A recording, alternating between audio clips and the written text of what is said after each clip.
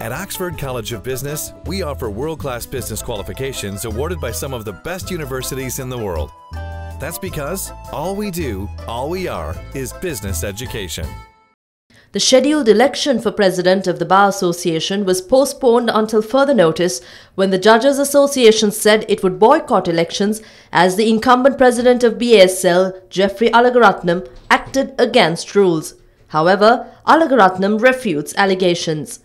There is a misunderstanding of how things happen. This appointment of members from the unofficial bar, there has never been a practice of having them approved by the Bar Council and the Executive Committee. We have had several members appointed to the unofficial bar. And I like to say that we have always had a tradition of persons being appointed not only from the career judiciary but also from the official bar, Attorney General's Department and the unofficial bar. What happens usually is that the leaders of the bar are consulted and the leaders make their own inquiries to see whether people are suited and make the recommendation for the appointing authorities to in turn make their inquiries. So this can be seen in so many unofficial bar members who were appointed to the Supreme Court. You had Mark Fernando, you had recently Prasanna Jayawardena, you had even High Court judges appointed from the bar. None of these people were appointed after the Executive Committee and the Bar Council approved it. And that will be an unhealthy practice if that has to go before those two bodies, because then it will be like political campaigning.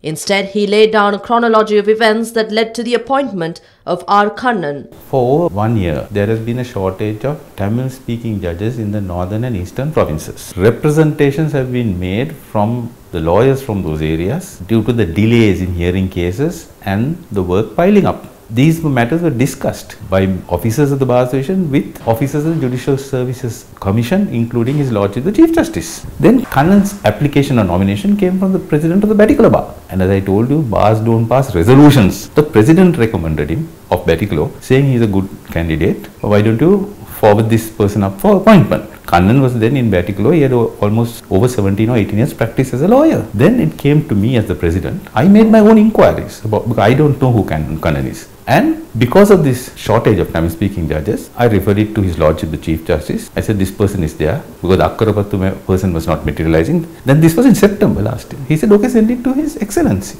Then in December, I understand His Excellency sent the papers to the Chief Justice as well as to the Attorney General. They both agreed. According to the Constitution, it's not His Excellency who appoints alone, or I can't go and force him to appoint. He has to consult the Attorney General and the Judicial Services Commission, which he did, both approved. So all three of the appointing authorities agreed to appoint Kannan. So this is not a situation where I did something wrong or where I used undue influence to have Mr. Kannan appointed. He insisted that the matter not be highlighted as a communal issue.